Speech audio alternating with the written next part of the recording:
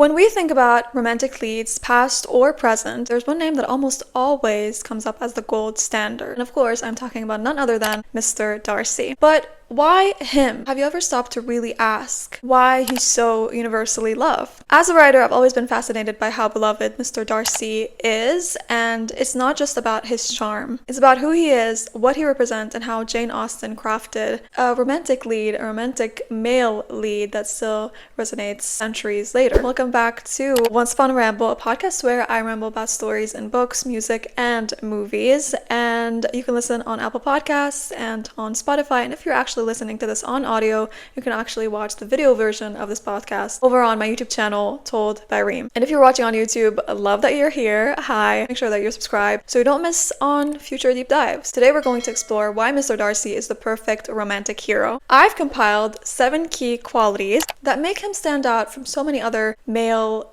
leads in romance. From his personal growth and his respect for Elizabeth to his quiet heroism and his unforgettable chemistry and tension with her. With all that being said, let's get into it. Before we get into the 7 qualities that make Mr. Darcy such an iconic romantic hero, I think it's important to step back for a second and remind ourselves of who he is and how we first meet him in Pride and Prejudice. So Mr. Darcy is the wealthy master of the Pemberley estate, coming from a powerful and aristocratic family. He's not just rich in, simple terms. And that upbringing shapes the way he carries himself. Now, Elizabeth Bennet, on the other hand, comes from a well-off but socially lower family. And right away, that contrast between their worlds sets up the tension between them. Now, of course, as we all know, when we first meet Mr. Darcy, he's not exactly charming. At the very first ball, Elizabeth is curious about him as he is Mr. Bingley's friend until that happens.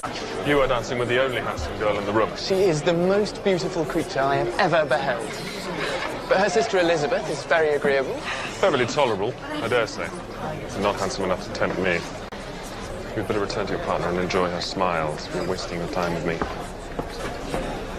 From that moment, her dislike of him begins, and so does the spark that drives the rest of the story. Now, his pride shows itself again and again throughout the story, but it reaches its peak during his first proposal to Elizabeth, where instead of him very kindly asking her to marry him and being respectful, he actually insults her and her family in the very same sentences of him asking for her to marry him, as you can see from this. I have struggled in vain and I can bear it no longer.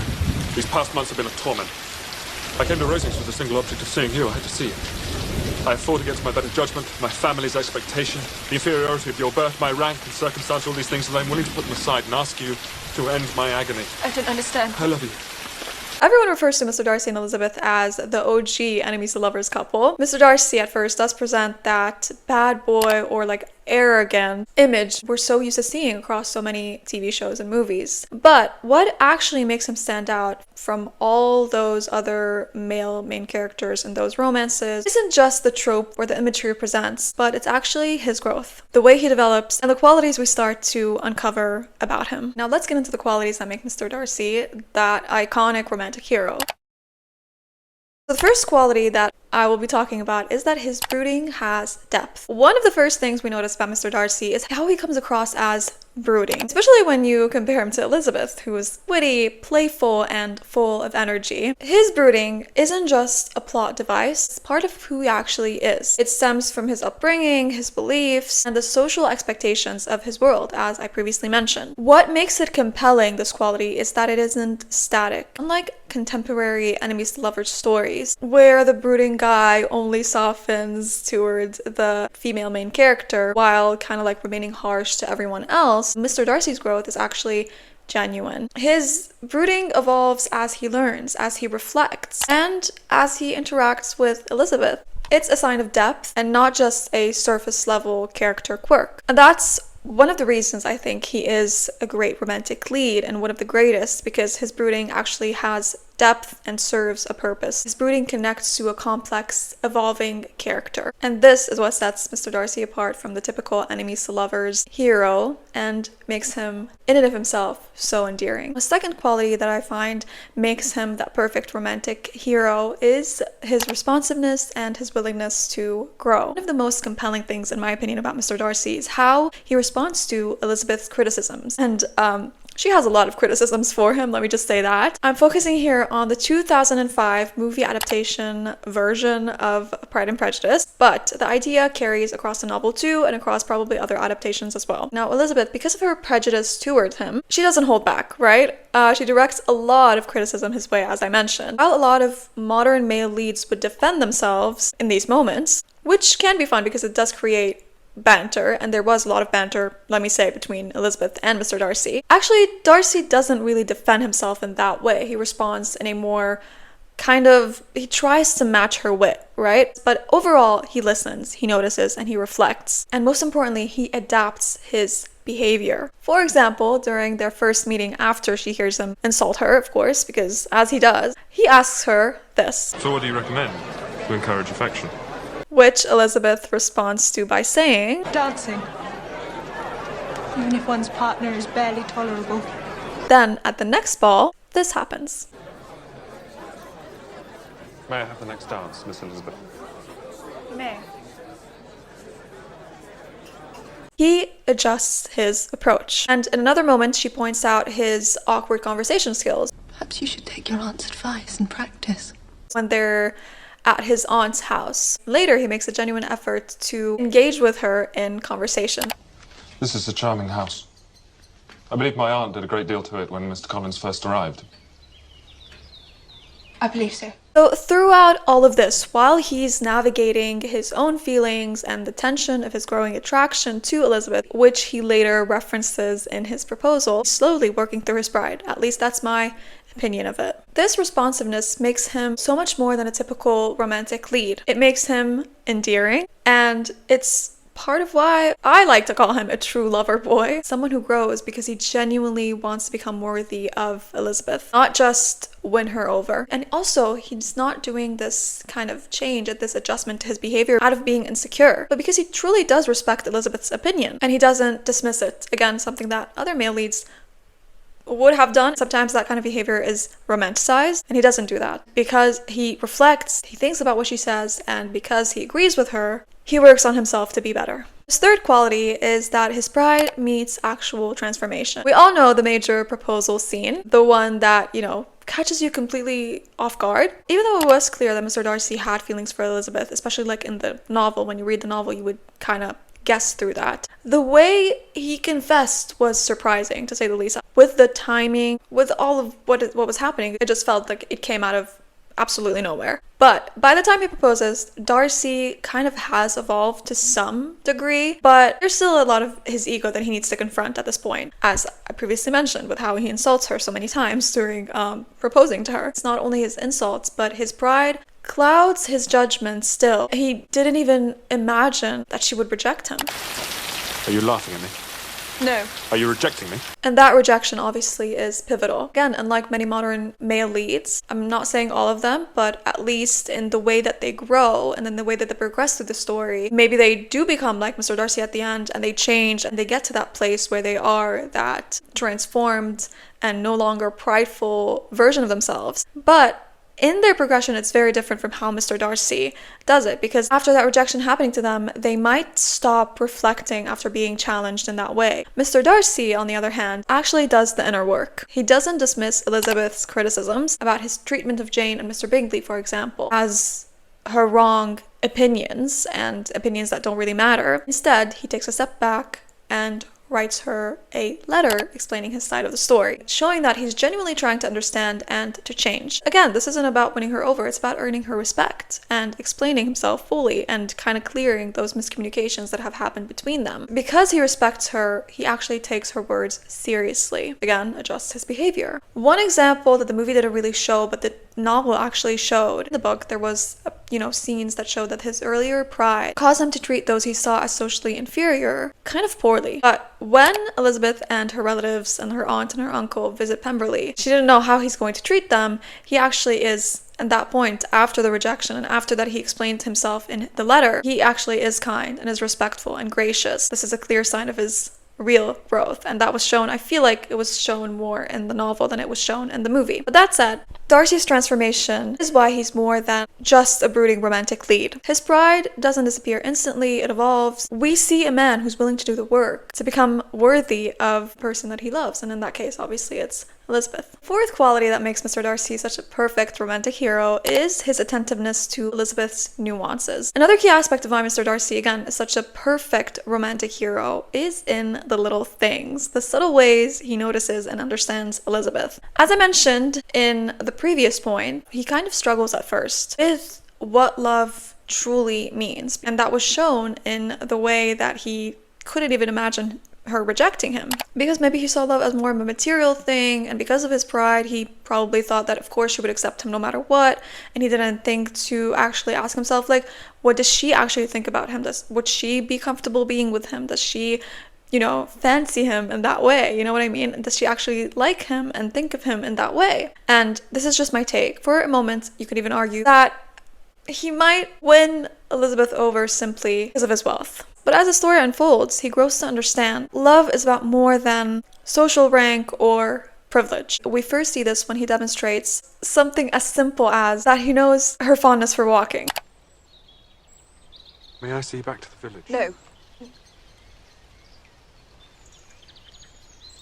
very fond of walking. Yes. Yes, I know. And this attentiveness isn't something that just happens once and then we forget about it. It's part of how he quietly grows after every criticism or rejection from Elizabeth. He begins to grasp her likes, her dislikes, and even what upsets her. Like her situation with her sister, which I'll talk about in a bit. Ultimately, to be loved is to be truly seen. Mr. Darcy doesn't rely on grand gestures, like, again, so many male leads in today's stories do. He's more on the shy and reserved side. At least, again, that's how the 2005 version of Pride and Prejudice portrayed him to be. But I feel like he was a little bit awkward while reading the story as well. And yet, his love is clear. It's in the way he observes Elizabeth, respects her feelings, and shows his care through thoughtful actions, rather than dramatic displays that sometimes might be actually kind of empty. Now, the fifth quality that makes Mr. Darcy such a perfect romantic hero is his quiet heroism in action. One of the most compelling examples of Mr. Darcy's romantic heroism is how he handles the scandal with Elizabeth's younger sister. Previous and prideful Mr. Darcy might have judged the family harshly, as he had done in the past, but instead he sees how deeply worried and saddened Elizabeth is. He steps in to help quietly and without her knowing. And again, this is what sets him apart from so many other male leads, or just makes him shine in general, regardless whether he's being compared to other male leads or not. Often when a male character helps his love interests in stories today, or just in general, the act of kindness kind of happens a lot while she's aware of it. Or she knows about it later, it's made sure that she realizes it. But Mr. Darcy's help is subtle. He doesn't do that act of kindness in order to impress Elizabeth or, again, win her over. He does what he does because he genuinely cares about her and her family. The fact that Elizabeth doesn't discover his involvement until much later in the story makes it even more meaningful. It highlights not only his transformation but also his integrity. He doesn't need praise or recognition for this. He's not like Wickham, for instance, who spends the beginning of the story boasting about himself. Mr. Darcy's quiet, selfless act of kindness and kind of like, again, heroism shows that his love is genuine, thoughtful, and deeply rooted in respect. Actions speak a lot of the times louder than his words, but also his words were equally romantic, let me just tell you that. They reveal a man who truly loves without needing to put on a show or like make a public display of it so that he gets praise and recognition in return. For the next quality, him earning love through respect. One of the things that truly makes Mr. Darcy a perfect romantic lead is how he earns love through the story, again, through respect. Not feeling entitled to get that love and to get that respect just because he does certain things or he says certain things or he is who he is. Of course, at one point in the story, this is what he thought could earn him love and respect, But again, he changed that perspective, and that's very clear. And this is especially evident in the final scene. Of course, there's that iconic walk across the field to Elizabeth. I have to note here how meaningful that is. He's literally moving toward her, kind of also while embracing her love for walking as well. This is,